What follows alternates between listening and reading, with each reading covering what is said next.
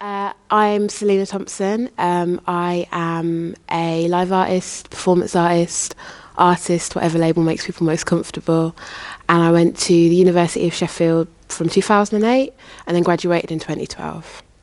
And so we're in the Crucible because I'm doing a run here this week. And we're sat in front of the Tumbleweave, which is a giant ball. It was supposed to be a ball, but the ball was structurally very difficult. So it's more of an igloo built out of hair pieces. It's made out of canathlon hair, which is the cheap pounder packet hair that you do braids out of.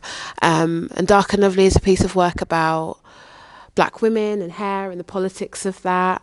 And I remember having an interview, like a PR interview, with a sort of man that was asking me really insensitive, obtuse questions, and me being really angry about it. And so saying, oh, I'm going to build a giant ball of hair and hide in it.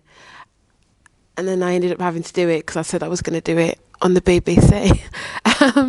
But luckily it works really well, and it's a really intimate, chatty show, but very political. I think more overtly political than Chewing the Fat in many ways, probably because I'm more confident now. So I was doing English and philosophy to begin with, and I was terrible at philosophy. I got really ill, had to retake a year, and because I've been heavily involved in the university's theatre company, my parents actually said, why don't you change course, do the course that all your friends are doing, do the stuff that you're doing anyway. So I did. I changed course and resat the second year, and it was a really great decision for me, actually. So in my third year, I did, in the last semester, I did my personal dissertation, which was about pornography and Angela Carter. And then I did my personal essays. You had to do a piece of work where you either worked in small groups or you worked on your own. And I decided to work on my own. I wanted to make a piece of work about body image. I remember really clearly going to Frances Babbage and saying, I'd like to make something about body image. And her replying by saying, don't do that thing where you put loads of makeup on your face and then smear it off. I hate it when people do that.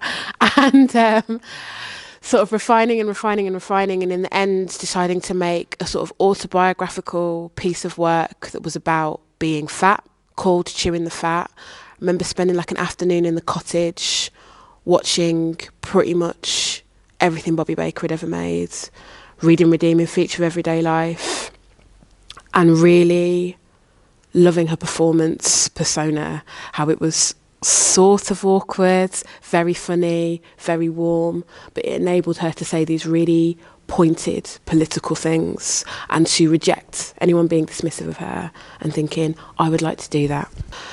So I think it's a really sort of well-resourced department. So when I was there, we had access to the cottage, which was a space that was mainly used for research. Like I said, when I was making Chewing the Fat, I was sort of holed up in there watching all of Daily Life Limited. Lots and lots of different spaces to work in. I can remember really clearly having a session in the theatre workshop that was purely on understanding light, so that when I was doing get-ins, I'd be able to sort of understand what was going on. And that was really, really flexible as well. So I was able to sort of rehearse 5 days a week, on some cases have access to the cottage at the weekends, which was really useful. I already knew that I wanted to be a practicing artist. When I was doing my degree, I was resident at Bank Street Arts, ran a performance night, made some work there, and then I started in the last couple of months of my degree applying for festivals. I applied for Spill with some ideas that I had not incorporated into Chewing the Fat, and I also applied for a little festival called Emerge in Leeds, and I took the 20-minute scratch of Chewing the Fat there. I remember really clearly being on the train with all my friends and all the props. Performed it there, and it was seen by a lady called Thompson, who used to be a relationship manager at the Arts Council, and a man called Ian Bloomfield, who runs a theatre in Bradford.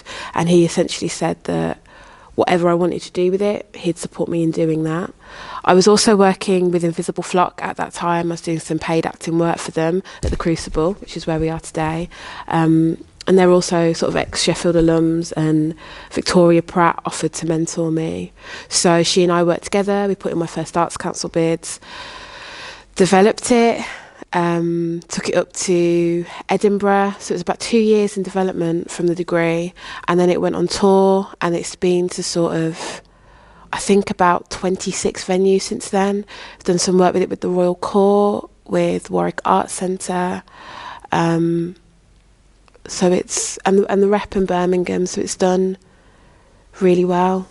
So I think the degree was really helpful for me because to a certain extent we were kind of left to it for quite a long period of time. Not that we were abandoned or anything like that, but you would have a sort of period of time where you were working very intensively and being taught methods and practitioners, and then you would have a good stretch of time where it was just you and the people in your group, or in the case with the performance essay, me on my own, where you were working and trying things out. And I actually think that if you're not going to be here is a director, here is a stage manager, here is a cast theatre maker, then having the confidence to go into a rehearsal room, puzzle it out and find a way through is really, really essential. I think it also, particularly for me with the personal essay, working with both, I guess those first minutes of dramaturgy, I guess, of being like, here's the concept, here are the ideas, and having to sort of rigorously demystify those for yourself. And I think that they're skills that you always need.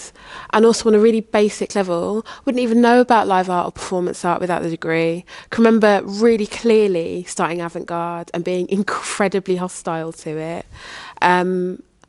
But all of that stuff is like the roots of what I do. Spill Festival, Fierce Festival, they're all things I know about because of my degree. So it has been hugely beneficial for me.